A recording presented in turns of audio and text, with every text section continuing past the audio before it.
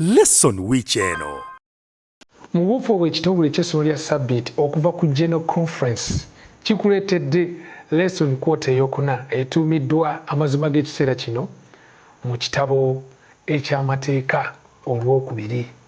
Lesson eno ewandiikiddwa omusumba waffe Akelf Goldstein gwe tumanyi obulungi nga editor wa lesson ey'abakulu. Wano mu lesson ey'abakulu tukuleetera abasumba ab'enjawulo okuva mu makanisa gaffe ag'enjawulo ne tukuleetera abakadde b'amakanisa okugattako n'ab'ebitongole ab'enjawulo.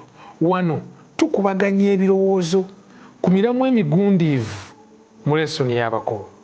Tukwata ejjinja limu ne tukuba ebinyonyi bibiri. Anti lesson weggwera nga waliwo okudda obujja mu maka gaffe. Lesson weggwera mwattu nga tumaze n'okulaba nga weeyongedde okutuukirira mu mpisa ey'okutya Katonda. Njawulo ki eri wakati w'etteeka lya Katonda awamu n'enteekateeka ey'obulokozi? Wamma gwe olowooza otya? Tuli wansi wa kisa, tuli wansi wa tteeka? Yogera ku ssuubi ery'okudda kwa Yesu Kristo okusembedde.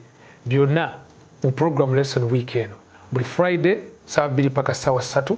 Nange Yonasaani Matovu Munnagomba. Lesson week eno yiga Bayibuli yo otebenkere mu Kristo.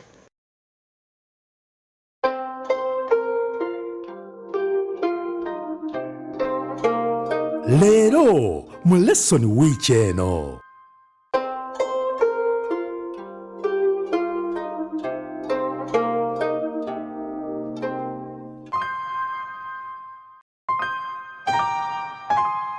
Omulungi mukwano gwaffe aliko 3ABN mutwala omukisa guno okubuuzaako mu linnya egganzi lya Mukama waffe Yesu Kristo.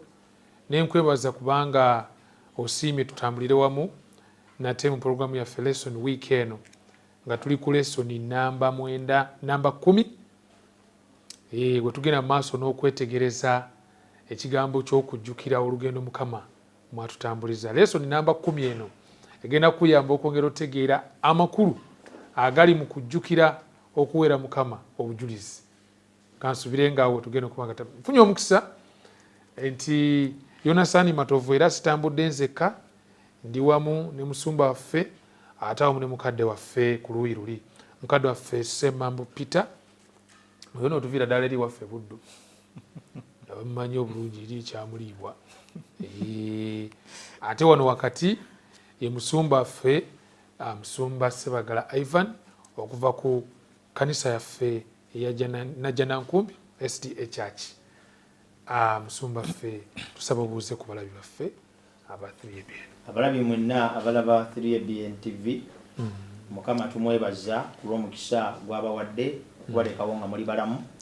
Mwebale okulaba programu ni mwebale okuyiga naffe.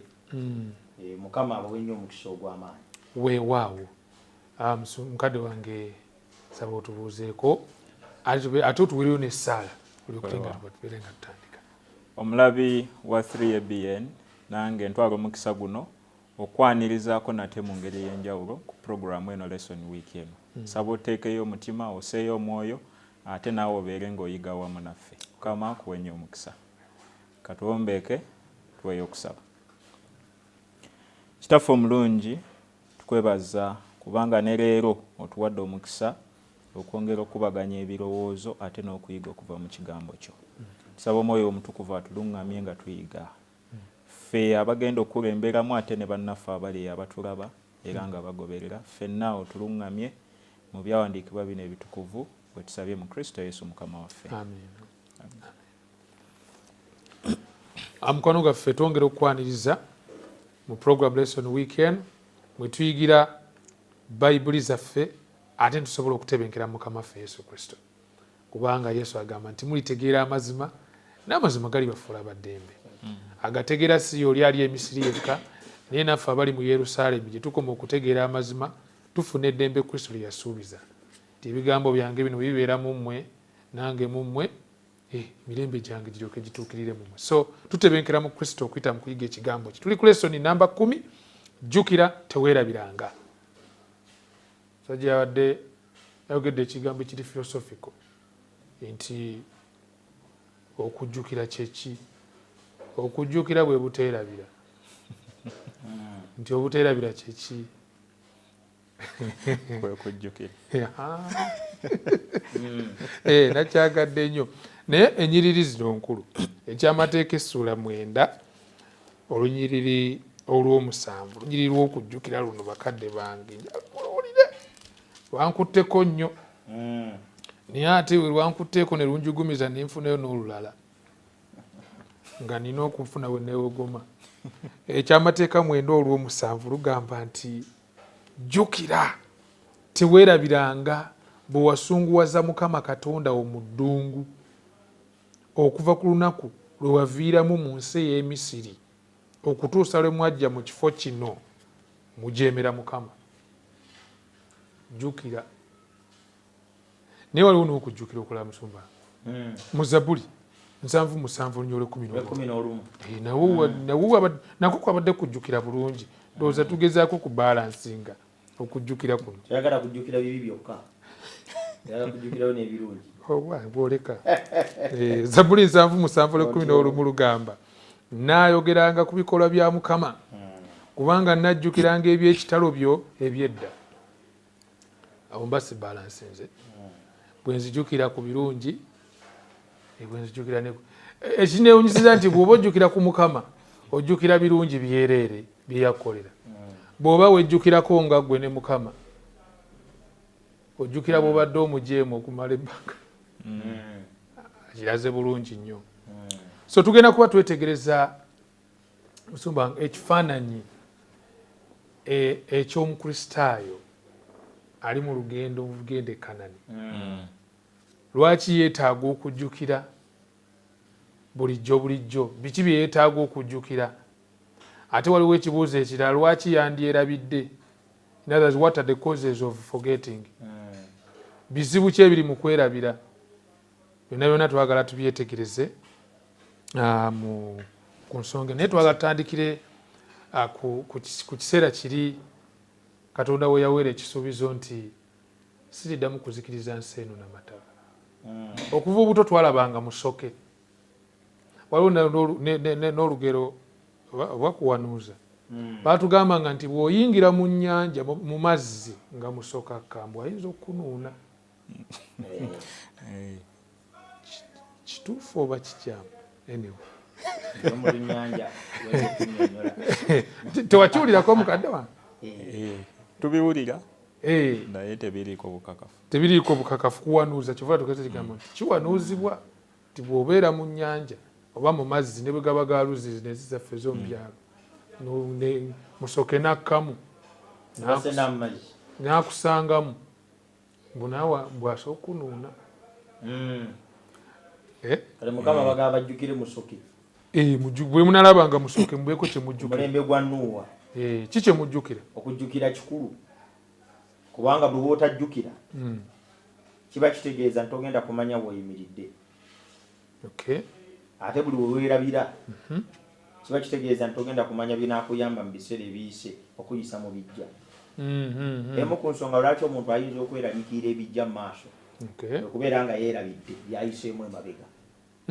Era okutya n'okweraliikirira okusinga obungi kuva mu kwerabira n'obutajjukira. Okutya n'okweraliikirira kuva mu kwerabira n'obutajjukira.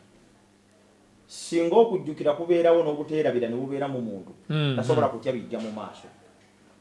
Katonda kyava yagamba Nuuwa nti kino tokyerabiranga. Ebbanga lyonna lye mulibeerawo mu nsi musoke kasita mumulaba. Ekisooka mujjukire ekisa kye nabakwatira. Ekyokubiri temwerabiranga mikisa gyange gye ngabanga Katonda egibaleseewo nga muli balamu. Naye era Bayibuli eyogedde awo ne ku kigambo ky'okujjukiranga bwe wali omujeemu. Ekyo nkifuniramu wa? Kaakati kisinziira ani gw'ojjukirirako oba ani gw'ojjukiriramu. Bw'osalawo okujjukira Katonda olaba birungi na mikisa byakuwadde. Bw'osalawo okujjukira ggwe olaba bunafu bwo nakulemererwako na byokoze Mukama. Byombi bya mugaso. Naddala ekyo ekisembyeyo musumba kitya. Kikulu nnyo okujjukira Katonda. Kikulu nnyo obuteerabira Katonda. Olw'ebyo byakkoledde. Naye ate kikulu nnyo okujjukira ggwe kubanga naawe olina by'okoze Katonda. Okujjukira ggwe kikuyambako okwenenya. Okujjukira ggwe kikuyambako okwetereeza. Okujjukira ggwe kikuyambako okwaniriza ekisa kya Katonda ne kikuyamba okusobola okubeera mu bulamu obuwangula ng'omukristaayo.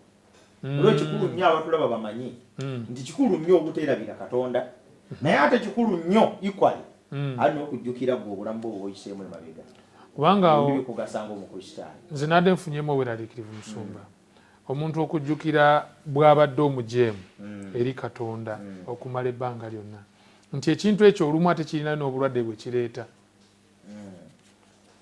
Simanyi oba waliwo enjawulo y'okuba nga nze nzijjukira n'okubeera nga nzijjukizibwa. Enjawulo nnene kubanga ne sitaani ajjukiza. Waliwo omuntu gw'ayinza okusanga mu mbeera n'amugamba bulungi nti olaba lwaki oli bw'otyo ojjukira wano ne wano. Oluusi nga ne Katonda yamusonyiwa naye nga waliwo eddoboozi erikomawo ne limugamba owaayi ekyo kye wakola Katonda tayinza kukusonyiwa. Gwe tojjukira bwe wakola bw'oti ne bw'oti weerabidde wano bwe simanyi abamugeze nti nze ndabawo waliwo obulabe obuli mu kubanga ojjukizibwa naye ate Bayibuli egambye nti mujjukire bwe mubadde mujeemera Mukama. In other words nti enjawulo eriwa wakati w'ebibiri okujjukizibwa sitaani n'okulumirizibwa omwoyo omutukuvu. Enjawulo eriwa. Omwoyo omutukuvu atujjukiza tutereeze. Sitaani atujjukiza kusalibwa musango. Awo nno kati Musumba enjawulo awo tugendedde ku Sunday Rainbow of Promise kwegamba musoko ono ow'ekisuubizo. Lwaki bwe balaba musoke balina okujjukira ki kye bajjukira?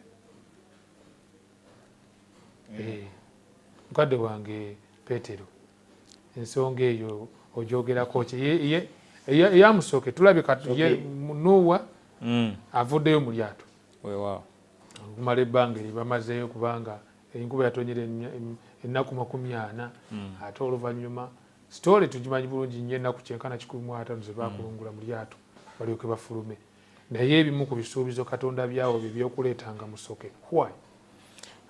Tweyanziza ekitundu kino kitugamba ojjukiranga musoke. Musoke kaali kabonero Mukama ke yawa abantu bano Nuuwa ne famire ye abaali bawonyeewo mu mataba. Ojjukiranga musoke oba bw'olaba musoke ojjukire? Eyavunudde yatugambye nti ojjukiranga musoke. Remembering the rainbow oba okujjukira musoke. So kaali kabonero Katonda kaawa abantu kagezaako okubajjukiza ebyo byaliwo ate nga kabajjukiza okusingira ddala endagaano gye yali akoze n'abantu. Nga bagamba nti akabonero ako bwe mukalabanga mujjukirenga kino siriddamu kusaanyaawo nsi namataba. Siriddamu kugisaanyaawo naki namataba. Ensi yonna ensi yonna nyamba okwongera onyweza okukkiriza kwangaawo. Worldwide flood. Nina be nasanga eyo nga bagamba ensi tesobola kuddamu kusaanawo. Mukama yatuwa akabonero ka musoke nti era tesobola kukola ki kusaanawo. Naye ate nga Bayibuli erikkiriya nnyo nti teriddamu kusaanyizibwawo naki namataba. Kati ekyo kikulu nnyo okwongera okukola ki okutegeera. Naye byawandiikibwa bino bye batuwadde wano byatulaze nti Katonda agamba nti bw'anaalabanga akabonero ako ajjukire endagaano ye. Naye nze nina ebibuuzo bye nakoze eki bye neebuuziza wano ku ndagaano eno era akabonero kano akamusoke kaali kakugasaani kagasa Katonda kagasa muntu. Katonda yeerabira ati kano teyeerabira. Katonda takola ki bw'olabira eby'omu maaso kati ebyemabega byoba tonnalaba. Akabonero kano akamusoke keereetako ka oba Katonda akateekawo buteesi nga kijjukizo.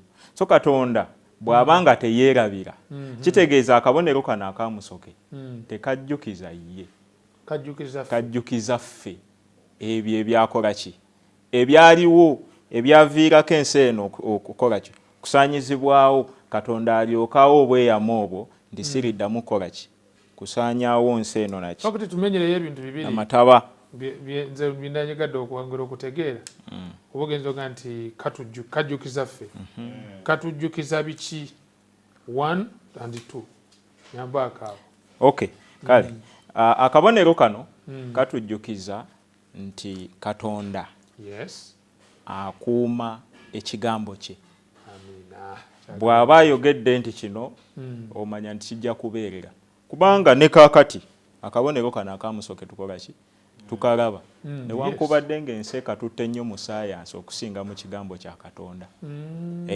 bajja bannyonnyola ebintu ebiri awo simanye amazzi simanye ekitangaala kati buli lwe tukabula baffe tulowooza saayansi ate ne tuva ku ndagaano ya Katonda ne tuva ku kijjukizo kiri Katonda kye yakola ki so kati bino byonna sitaani abiteekawo nga diversion naye nga ko katujjukiza nti Katonda akuuma ekigambo katujjukiza nti Katonda akuuma ekigambo kye kigambo ki kyakuuma ekyo ekigambo kyakuuma ekigambo kyekyo kyakuuma weewaawo wano yakitubuulidde bulungi nti katulage nti taliddamu kusaanyaawo nsi naki namataba kwegamba akabonero katujjukiza Katonda bwali omusaasi Katonda bwali ow'ekisa Katonda bwakola ki bwasaasira bwatenyumiriza mu kusaanyaawo bantu kuba si kitundu ku nteekateeka ye ey'emirembe n'emirembe nedda ekyo tekibangako bwe kityo naye baba batulaba balaba akabonero kano balaba ki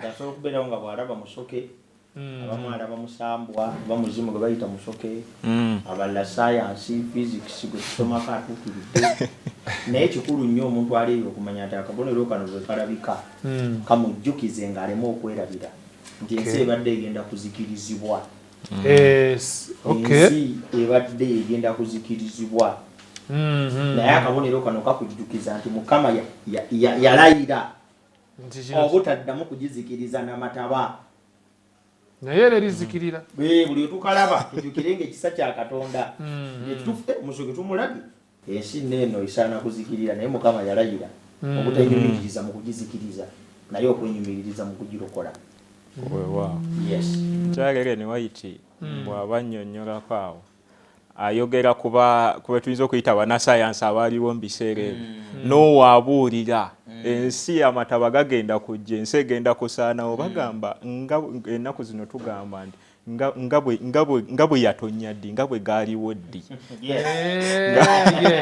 nga byebibuuzo bye bakola ki bye babuuza kwegamba mu logiki waabwe ne sayansi tebakirabamu filosofe yawe okufumiitiriza okwo tebakirabamu nti amataba enkuba eyinza n'okutonya ensi yonna nejjula maki amataba naye ate ekyennaku nti ne mu biseera bino bye tulimu ekyaliyo bannasayansi abagamba nti ekyo tekibangawo simanya nakyoloozi waliwo amateeka ag'obutonde naye ate waliyo n'abagamba waliwo bano nze ndabanga simanyi baba bakonyeeko abagamba nti Katonda wadde agambye nti tagenda kuddamu kuzikiriza nsi namataba naye Katonda oyo tumumanyi yagizikiriza n'amataba ayinza okuddamu n'agizikiriza n'amataba katuzimbeyo omunaala tukakasenga in case simanyi awo nawo okimanyi nti nze nadde neewuunya nti abantu tebakoma kujeemera oba kuyeekera mateeka ga Katonda naye bayeekera n'ebisuubizo bye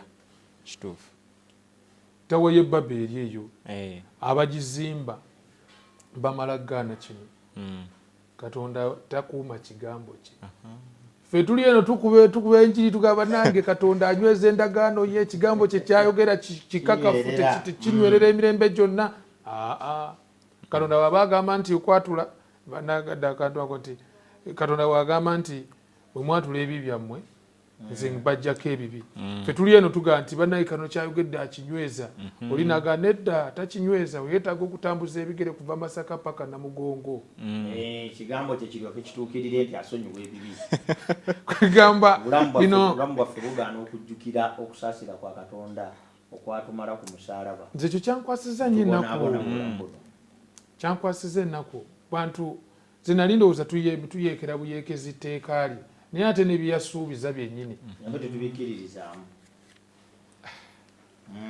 okujjukira kuno mubutuufu twetaaga tujjukire nze musooke bwe tumulaba nga tujjukire naye tujjukireko ne ku nnaku ezaayita katudde ku zaffe suba olunaku lwa manda olwo ennaku ezaayita abaana ba Isirayiri olugendo lwabwe olwo kintu kya bulabe nnyo omukristaayo yenna okusoma ekitabo ky'ekyamateeka n'atamanya kimu ky'omunda mulimu okujjukira ebyayita ne bye baayitamu kiri mu nteekateeka ya Katonda okulaba nti buli muntu yenna atunulako mu biseera ebyayita yensonga lwaki ajja aleka ebijjukizo musimbe ejjinja eryo bwemusomoka Yorodani musimbe amayinja musulemu amayinja 12 abaana ye bali babuuza muli bagamba twayita wano nga ttaka kkalu muteekeewo ekijjukizo kino muteekeewo ekijjukizo kino muteekeewo ekijjukizo kino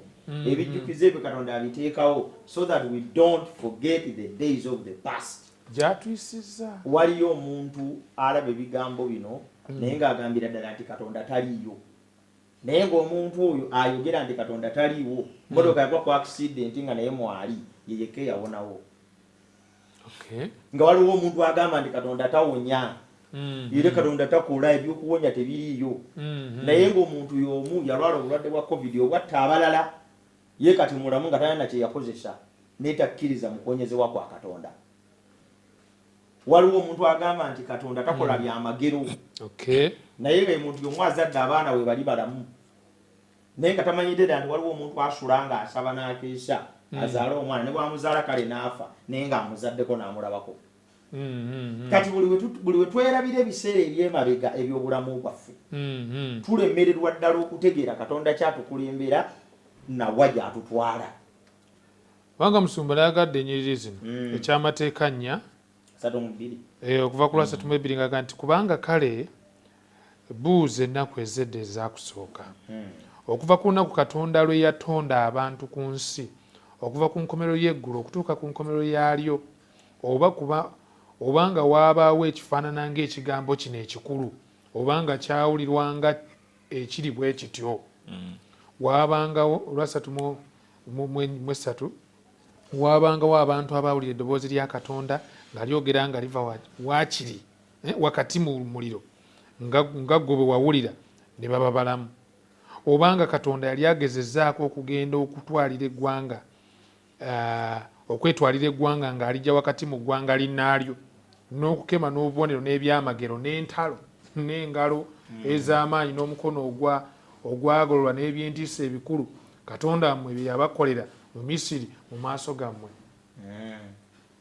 Kuviira ddala lwe yatonda abantu ku nsi. Take time to pause to reflect. Najja nga ababuulire byonna bye bayiseemu. Entalo ze yabawangulira. Simanyi oba ffe tutwala ekiseera ne tureflectinga ku nnaku ez'edda. N'otunula wooli ne woova n'omanya nti ddala waliwo Katonda omulamu. N'otunulira abaana bo bwe bali ne gye baava n'omanya nti waliwo Katonda omulamu. Ekintu ekikulu nnyo okubeera mu bulamu bw'omuntu alaba lesoni y'olunaku olwaleero. Kwegamba obujulizi buno kintu kikulu nnyo okubeera ku mitima gyaffe. Era wenabuuliza kiri ekibuuzo Bayinza Musumba nti lwaki omuntu yandibadde yeerabira? Why would you forget? Era kabi kyakali mu kwerabira. Then nekiri ekibuuzo ekirala nti nnyinza ntya obutakola ki? Obuteerabira practically. Twerabira lwa nsonga 3. Ensonga esooka indifference. Butafaayo. Twesulirayo gwa naggamba. Obiyisaako amaaso awo.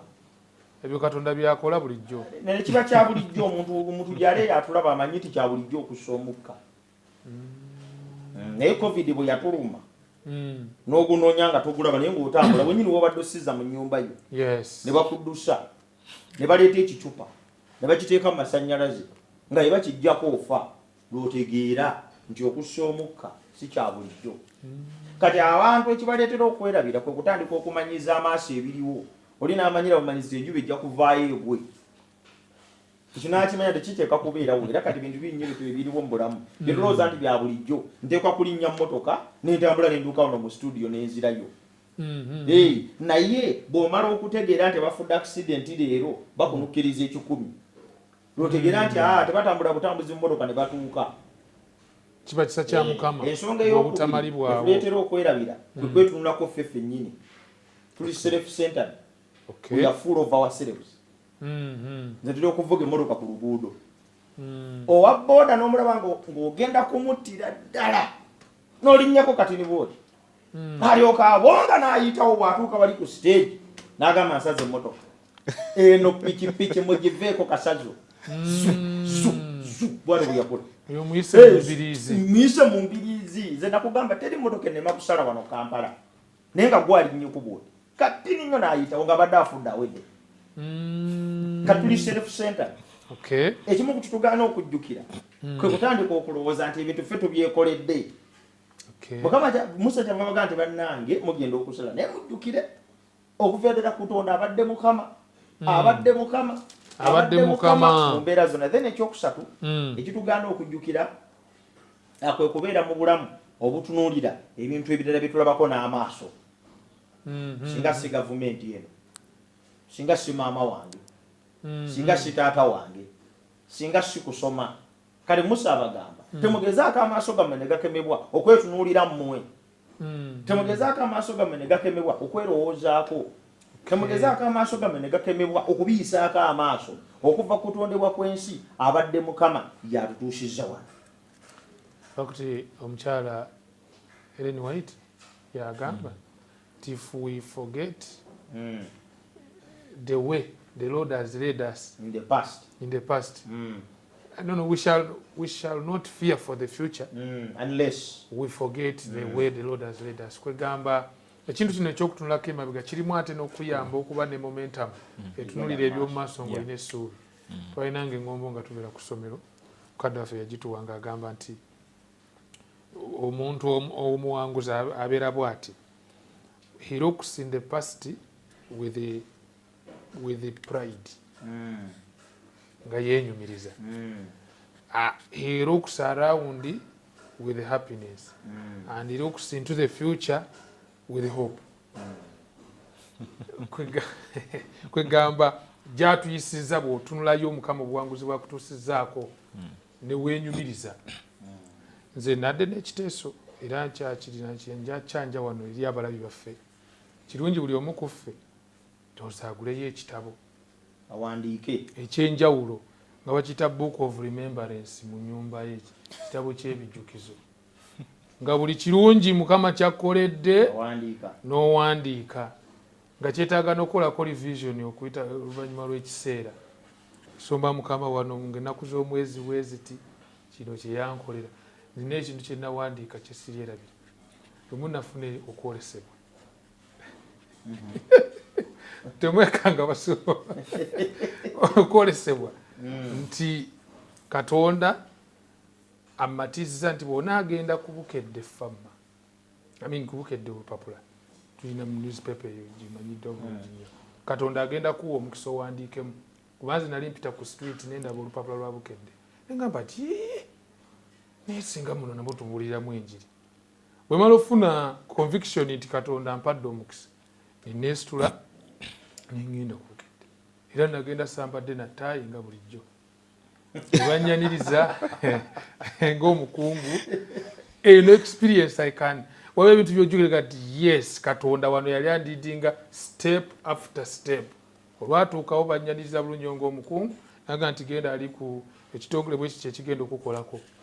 Nentuukawo yaŋŋamba nti agenda owandiikeyo article 10 naye saawandiika application. The simple thing I told them is kuwandiika mu Bukedde okakasa public ya Uganda nti Bayibuli eno yesigika. Era kino ekitabo kye twetaaga. Sayinamu nnyo fancy words nti mbamatize. Kobo nti okay wandiika ya article 10. Nga nzirayo nga mpandiika article zange 10 nga nziweereza. Era ng'ennaku z'omwezi zaali 17 omwezi ogw'ekkumi omwaka 2017 ku Friday papa ne batuwana page namba ng'ekkanisa ti Abadvent zinalina engombo yange manya Bayibuli yo era gye nateekako wali nga ntandika kuwandiika. Naye I can remember that thing nga butuufu buli bwe nkijjukira ngamba naye kiki Katonda kyatayinza kunkolera. Ninaye kale kwegamba instances nyingi nnyo bwe ntunuulira ekintu kino nti jjukirako ebiro biri ebyakola ki ebiro ebyayita gy'olabanga Mukama alina oluggi lwe yaggula nga teri muntu yenna yalugula wabula yali ye. Tugende mu kuwummulako tugenda kuba tukomawo twongere okwetegereza ensonga eno ey'okujjukira.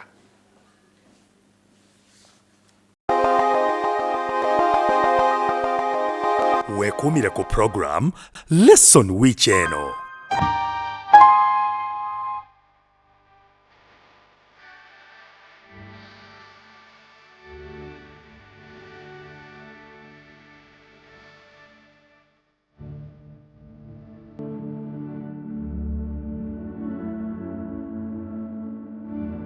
Asante Bayibuli kuli mu 5 akatabo ko ne Bayiro okalira ku bigere bya Kristo nga tufeefetta ebyawandiikibwa. Lino ly'ebbanguliro lya Kristo mwatutendekera okumwesiga olwo ntubeera abeesigwa gy'ali. Omulungi mukwano okulisayo mu kuwummulako ate nenyongera okwebaza kubanga tutambula ffenna mu lesson week eno. Tuli mu kwongera okwetegereza ekigambo ky'ebijjukizo monuments. Katonda affe gwe tusinza wa bijjukizo. Bwe yakola ensi mu nnaku 6 n'ateekawo ekijjukizo nti yenze nkoze ensi.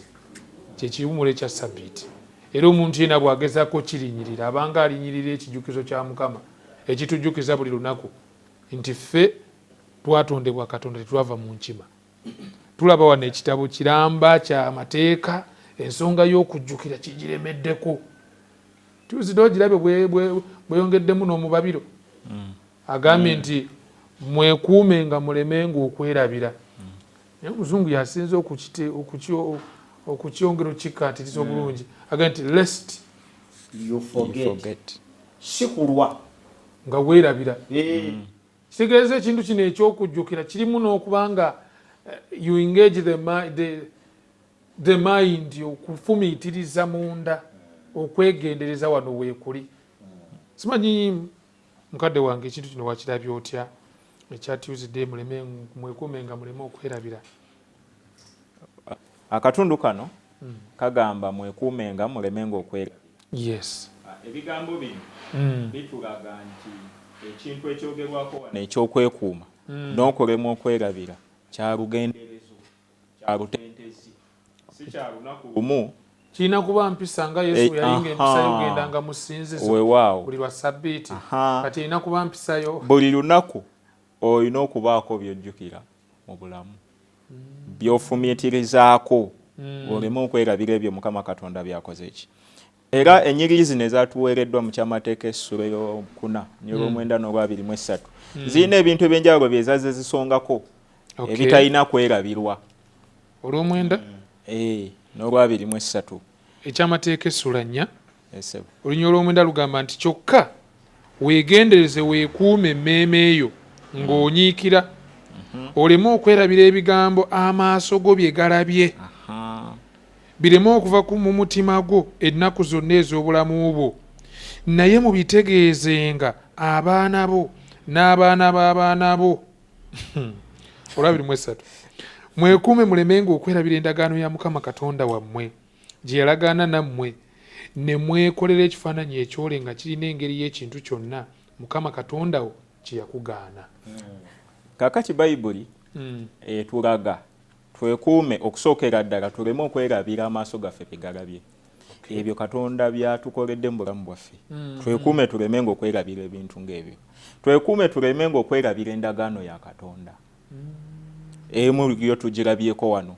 Katonda ng'asuubiza ku musoke. Naye waliwo n'ebisuubizo ebirala biyitirivu nnyo mu Bayibuli.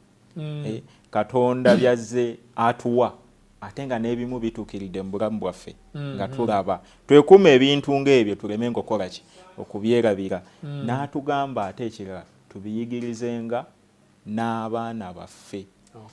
Lwaki ebintu bino tubikuumirako amaaso tubijjukiranga? Atugambye mulemenga ate okwekolera ekifaananyi ekyole eky'ekintu kyonna. Kikyendaba wano buli lwe twerabira ebyo Katonda byatukoledde tugenda kumaliriza tuvudde ku Katonda ng'amaaso gaffe tugamuggyeko ng'ensulo ya byonna omukozi wa byonna muffe ate ne tutandika okutunuulira ebintu ebiki ebirala mu bufunze bwe twerabira ebyo Katonda byatukoledde ne tutabyekuumirako takubikuumirako birowoozo byaffe tumaliriza ate tuwabye nga tuvudde mu kkube ettuufu naye waliwo ekintu ekirala kye baatugambye ekintu kino ekyokwerabira baatulaze nti tuyinza obutakitwalira nnyo mu mbeera eri nti weerabidde tokyajjukira ebintu bibeerawo awo ng'obijjukira naye tugamba ng'obiyisaako amaaso tebikinga ebitakola nnyo makulu gy'oli ate embeera eyo gwakaluba kati yenjogera y'ennaku zino kwegamba nga twerabira obuvunaanyizibwa bwe tulina eri Katonda ate n'eri bantu bannaffe omubabiro nga gwakendeera okwagala nga kuwoze ebintu ebyo ne mu makanisa gaffe yonna gye tutambulira nakati tubirabako abantu okugeza tebakyalina nnyo makulu ge balaba mu kubatizibwa ffe abaze mu kanisa eno mu biseera ebitali byawala nnyo bakugamba lulinga okubatiza abantu babeerawo ne bajaganya ne bakuba obululu ne bakola ki naye kati bw'ova mu Sabbath school n'ogenda ku main church okubatiza abantu basigala bali eri musangawo badinkoni nga 2 3 mwekubira za amiina ova mu mazzi okuba amiina tolina kwegamba ebintu ng'ebyo bigenda amakulu kwegamba gava mu ki mu birowoozo kwegamba twayimbanga ennyimba ez'okutendereza nga twetolodde batirizo nsinziira ku Yorudaani naye ennaku zino baba balya mmere sajja ali kusereza ye alaba bu WhatsApp obupya obwakayita bomu egudde ku CPS kati ebintu ebifaananako bwe bityo bye biriwo so okwogera ku bintu bino n'okubiyigiriza abaana kyalinga kyakukakasa nti abantu tebeerabira ebyo Katonda byakoze mu bulamu bwabwe kwegamba bwabanga bujulizi kwabanga kujulira Mukama yatuyisa mu kino Mukama atukoledde bino bwe bulamu kwegamba kikuwa ne momentum ey'okugenda mu maaso okwata n'amateeka ago kyenyumirizaamu weewaawo oba ebijjukizo bino njera mukadde wange eyo twateranga okutambulako mu kubuulira enjiri oba okulambula ku bakristaayo naye nga bw'asanga munne gw'amanyi amugamba ate nze nkubuulire ki tomanyi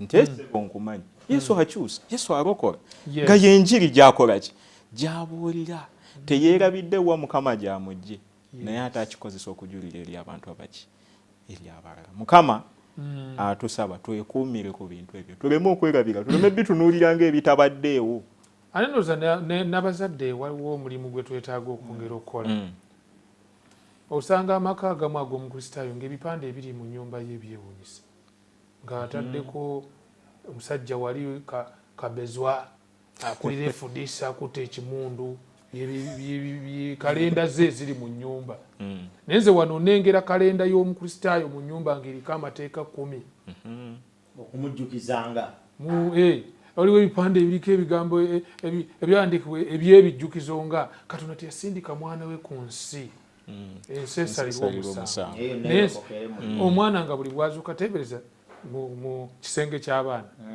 nga ku kisenge ogupande bwe gutyo bweguli ng'omwana buli bwazuukuka alengera wali Katonda teyasindika mwana we mu nsi ensi esalirwa omusango naye erokokere ku ye ngezaako nange okwo to make sense of what I'm reading here nti ebijjukizo bino osobola otya obikuuma nga biri live n'omuntu ayingira obuyingizi mu nnyumba yo n'alaba ogupande ogunene mu nnyumba yo nga gugamba nti bw'ati Katonda bwe yagala ensi n'okuwayo n'awaayo omwana we yazaalibwa omuyeka kitandika okukola meaning nze kino nakifumitirizaako nti singa amateeka 10 nga bwe gali buli highway kuva Masaka paka Kampala nga buli mayiro 10 zoyitako osangako etteeka kangeze wakayita mu lwero olutonda luyitamu bwoti tobbanga oba omalako oba oyingira Katonga awo wewatyawo n'osangawo ogupande ogunene nga guliko toyendanga oba otuukamu oba oyingira bwoti tawuni yakayabwe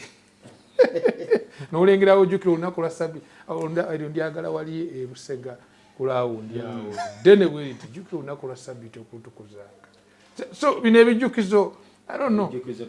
Katono java bagambye lest we forget. Yes. Sikulwanga mwerabira.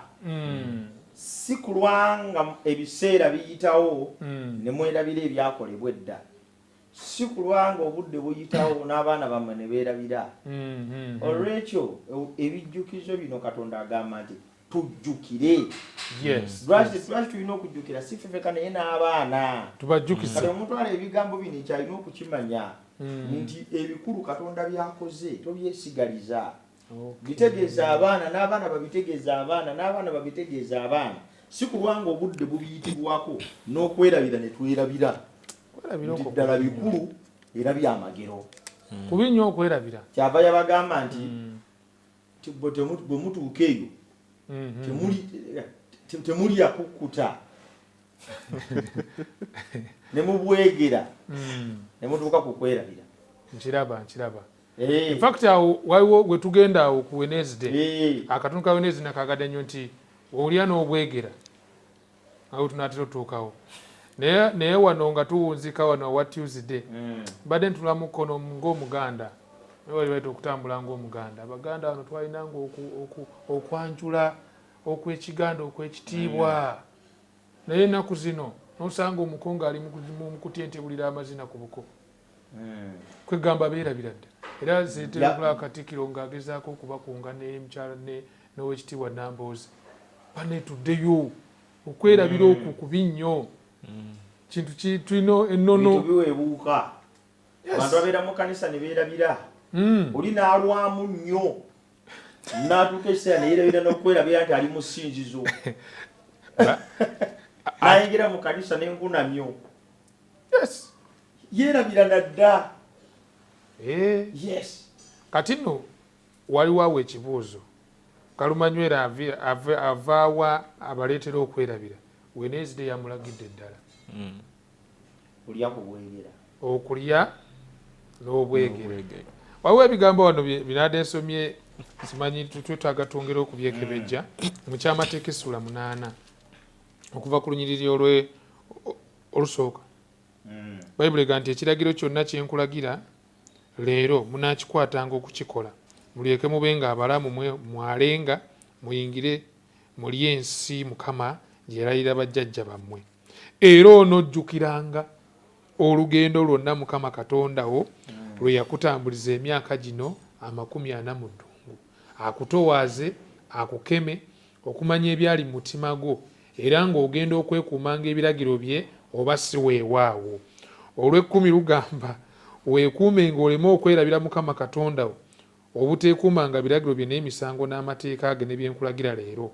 Bw'onoomalanga okulya olw'e12 bw'onoomalanga okulya n'okkuta era ng'omaze okuzimba ennyumba ennungi n'okutuula omwo, era ng'ente ezo n'embuzi zo nga byaze n'effeeza yo ne zaabu zo nga zaaze ne byonna by'olina nga byaze, kale omutima gwo gulemenga okugulumizibwa ne weerabira Mukama Katonda wo eyakuggya mu nsi y'e Misiri mu nnyumba ey'obuddo.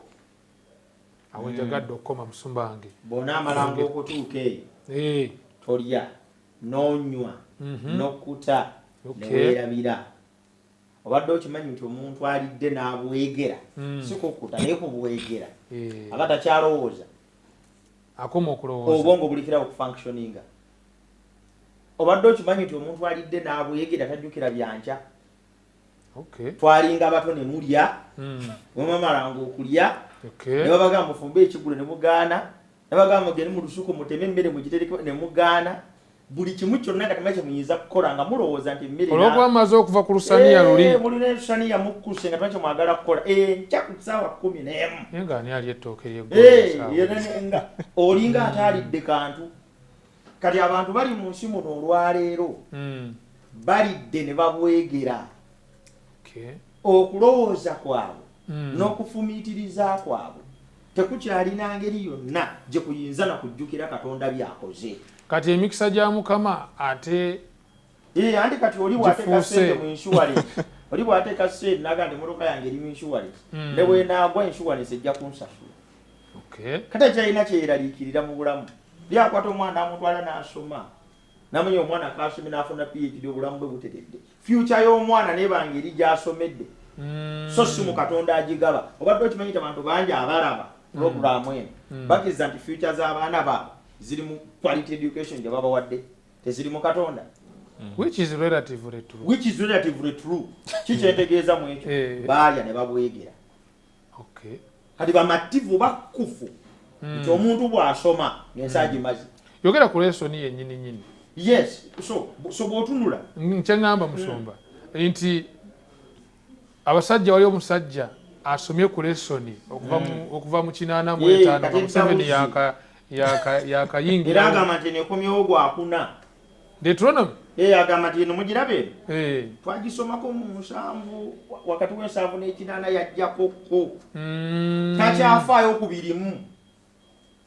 kubiri mugamba yalya nakuta n'abwegera bantu babeera mu kanisa ne bakutira omwo nekituuka ekiseera nga bw'abanga anajja ku kanisa asooka kutunula ku preaching program ani anayogera yani abuulira leero oyo tantwala balidde ne babwegera oyo tantuuza munda mu kanisa oli abeerawo ng'atunuulira saawa naye essomero lya sabbiiti nga liruddewo kati bwe linagwa ku nyolo divine yaddi akuse bantu bajja ku kanisa n'atava na mu mmotoka n'atulembebega n'awanika amagulu akuse kifaananyi ekyo kyekifaananyi kya Lawudekiya nti olowooza nti okuse olowooza nti oli bulungi naye tomanyi nti osaasirwa kali mu bufunze kyetugamba kyekino Mukama agamba tiwe munaatuuka eyo ne mulaba omukisa temwerabira nti mwali mubaddeko mu mbeera nga temugulina Mukama yagubatuusizzaako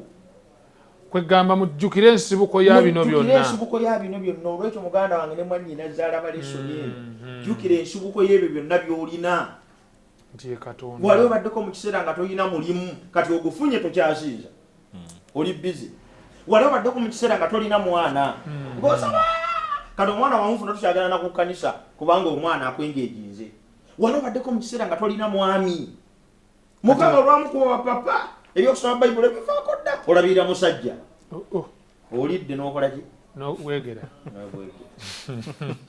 akatuwuzike towooze kubanga okonje ku kigambo wali muddo kikulu kuba wano ekifaananyi kye tuli mu kwongera okulengera Katonda ali mu kutuyambako okutegeera awali ensibuko ey'okubaawo kwaffe. Manyi abantu bangi nnyo Omuganda agamba nti gwewonyegere yakola ki bantu bangi nnyo Katonda baasitudde n'abajja wansi n'abambusa naye ng'olwaleero be bakulembeddemu okumulinnyirira n'okumusiiga enziru ate nenga bw'oyogedde ne mu kkanisa mwennyini ate kati bw'obanga Katonda yakusitula n'akujja wansi kyendi mugezaako olwolwa n'akujja mu nsi y'e Misiri akulese mu Yerusaalemi oli omu ku baasigalawo bayibuli ogimanyi bulungi nnyo bibino ebigambo ennaku zino kati eno lesoni yagundi mu ekyo mu kubeera indifferent eri mu society oli mu kuvumaganya Katonda kubanga kati tokyalina ne restraint kiri omuzungu kyagamba self control mu society akuvumye goddeza wayonooneka weerabira na identity yo nti amwe Kristiani nazaalibwa obulundi ogwokubiri wabwegera watuuka somehow Stan yagenda n'akumbatiza nti okuva lwe wayatula nti oli mu Kristaani kyaggwa there is no more hope ingi kekali agamba tolowooza tokkiriza tosuubira kuba gwe watuuka kasita obwegera n'ebyenkya tebyo tebikwata nako kati reflection yeeno ya Thursday nti jjukira nga wali muki wali muddo. Nina ebigambo byensaba mukkirize tubisome mu kufunza wano nabisanze mu kitabo ky'Abefeso mu kitabo ky'Abefeso essula 2 byensaba bakadde bange musumba musinzireko okumpa ebigambo ebiwunzika Befeso essula 2 okulutandikira ku lunyiriri olw'omunaana passage eno Pawulo agamba nti mujjukire bino wammanga kubanga mwalokoka lwa kisa lwa kukkiriza so tekwava gye muli kyekirabo kya Katonda tekwava mu bikolwa omuntu yenna alema okwenyumirizanga olw'ekkumi kubanga ffe tuli mulimu gwe abatonderwa mu Kristo Yesu olw'ebikolwa ebirungi kubanga bye yasooka okuteekateeka ffe okubitambulirangamu. Olw'ekkumi n'olumu kale mujjukire ng'edda mwabaali ab'amawanga mu mubiri abakomole be bayita abataakomolebwa mu mubiri okukomolebwa n'emikono nga mu biro biri nga muli wala ne Kristo mwali mubooleddwa mu kika kya Isirayiri era mwali bannaggwanga eri endagaano ez'okusuubiza nga temulina kusuubira nga temulina Katonda mu nsi. Naye kaakano mu Kristo Yesu mwabaali ewala edda musembezebwa olw'omusaayi gwa Kristo. Kwegamba ngambe kansooke nve ku Baisirayiri because this is past of course tulina bye tuyigiramu naye kanzije ku dispensation y'endagaano empya. Nze ng'omusajja azaalibwa omulundi ogwokubiri, what must I always remember? Misiri ki gye nzijukira? Mukadde wange baako kyompa ne musumba nga yatuweeko kyatuwa tubeere nga tuwunzika. Omuntu omu yagamba nti buli muntu azaalibwa mu nsi eno azaalibwa Misiri. Bw'amala okukkiriza Kristo n'amugja e Misiri n'amukyusa obutuuze n'afuna obutuuze obuki obujja. Kati n'olw'ensonga eyo buli omu ku ffe alina Mukama gy'amugje, alina Misiri gy'amugje mu mbeera ezitali nnungi. Mu bidongo mu disco osula bikuwogganira nga gwe lyoyita essanyu, naye nga kati osobola okwebakako ate n'owulira ng'oli mumativu kitaaliwo oluli n'otandika okulaba ebintu mu ngeri enki endala. Mukama ng'akulokodde okujja mu Misiri eyo. Si mu maanyi go kuba mu nze temuliimu kintu ekyo kisobola kunzigyayo eri, naye ekisa kyani kya Katonda. Kati bwe mmala okutuuka wano bwe ndaba akyanyumirwa ebidongo nga ye byalaba nti bye birimu essanyu, Bayibuli etugambye jjukira nga wali muddu mu nsi y'e Misiri. Ngenda mugamba mwabula mwe temukyalina ssuubi, ebyammwe bikyasalibwawo dda. Jjukira Mukama gy'akoze eki, okusaasira kwakoze eki, kwakulaze naawe olyoke olabe engeri entuufu gy'olina okutunuuliramu omuntu ono. Ojjukire omuwe ku bujulizi nti nange nalinga bwe nti,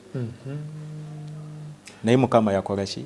Yansaasira. Tweyine Katonda, ekisa kye kitumala, ajja kukyusa naawe obeere mu bulamu obusingako buki obulungi. Musumba nina ekibuuzo awo era ndowooza kyoba otuyambako okuddamu. Mu kujjukira e Misiri Katonda gye yanzija, ani gwe nsinga okujjukira?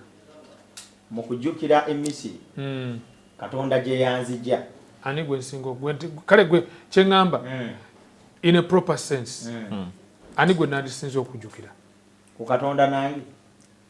Yes. Kaakati kikulu nnyo nze bwe nnejjukira n'obulamu bwe nayitamu weewaawo kinnyamba okukitegeera nti waliwo eyajja nannunula.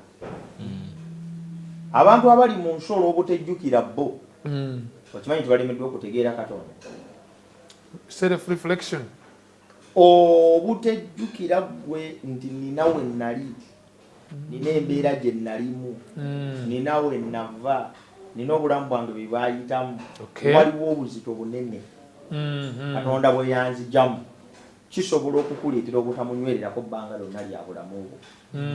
Kikulu nnyo omuntu alaba ebigambo bino akimanye nti yeetaaga okwejjukira nga bwe yali omuddu. Mwabaali ewala n'endagaano. Bw'atejjukira nti yali wala n'endagaano baamugattako bugassi, tasobola kutegeera muwendo gw'ekyo kyali leero. Kwegamba kimuyambako okuvaako amalala buli bw'ajjukira gye yafa. Okuvaako amalala, okwenenya, okuvaamu okwegulumiza, okuvunnama mu maaso ga Katonda, kireeta n'okusinza Katonda. Buli lw'okola reflection ku bwa gye wali nakati wa Katonda wakoze eki, wakutuusizza. So oluusi obutakola self reflection kikuleetera okubeera ewala ne Katonda. Abamu nga balowooza n'okulowooza nti terina gy'abajja w'amaanyi na gy'abatwala. Teri nnyo na w'amaanyi gy'abajja. Balaba ebigambo bino nga tubidiscussinga. Oli nga talaba nnyo nsonga lwaki yandibadde akkiriza Katonda. Kubanga talaba nnyo na w'amaanyi gy'amugje.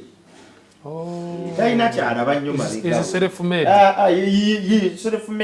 nayitunda kabalagala nembonaabona omusana ne gunjokya ne bamuzira n'okumusuula ne bamusuula naye ne mulonda n'ebirala kati bantu balina engero zaabwe ez'obulamu bwabwe obwedda olina emina yagamba ndi self-made naye buli wojjukira embeera gye walimu ne gy'olimu kati n'otegeera nti mukama yampanirira otambulira mu bulamu obulimu okukkiriza n'essuubi. Manyi kino manyi bwe tubeera ku mikolo n'owulira omuntu ng'awa obujulizi n'agamba ono gundi yanfudde kyendi ne ngamba si Katonda gundi yakufudde kyoli.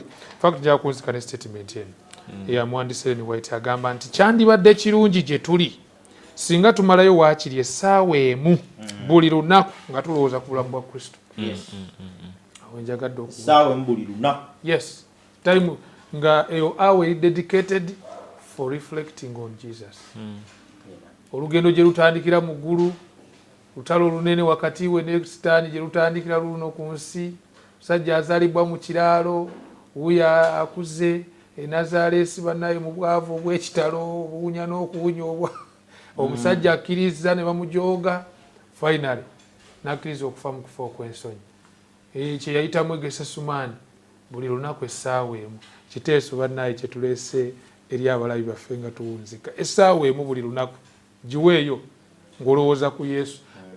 Ninawo obukakafu kino Musumba, nkirinako obukakafu nti omuntu okumala essaawa emu buli lunaku ng'alowooza ku Yesu asobola okuwangula ekibi. Kubanga by beholding we are changed. Ky'otunuulira kikukyusa. Musumba tuweereyo essaala. Mukama tukwebaza. Bigambo byogedde naffe bibadde birungi. Webale okutuwa amagezi okubikubaganyako ebirowoozo. Katuleme okwerabira obukulu bwo. Katuleme okwerabira gy'otujje. Katuleme okwerabira nti twali baddu. Katuleme okulya ne tubwegera ne twerabira nti bubadde bugabirizi bwo. Naye otujjukize nga bulijjo obukulu bwo n'ekisaakyo n'ebyamagiro byokola eri obulamu bwaffe. Bitusabye n'okwebaza okuyita mu linnya lya Yesu Kristo Mukama waffe. Amen. Webale nnyo mukwano, webale ddala kubanga obadde otambula naffe okuva gye twatandikidde paka we tuwunzikidde enteekateeka y'ekigambo ky'obuteerabira eky'okujjukiranga bulijjo. Gwe abadde ku YouTube, abadde ku Facebook ng'otugoberera, thank you so much. Tukujjukiza n'okubeera ng'osubscribinga n'okulekawo comment oba ekibuuzo kyonna ky'oba olina. Tutegeeze ku ngeri gy'ofunye ebigambo bino. Mwena mikwano gyaffe ku 3ABN ne ku YouTube. Tubagaliza ekiseera ekirungi era tusaba Mukama ekisa kye ku Sabbiiti eno kyeyongere gye muli.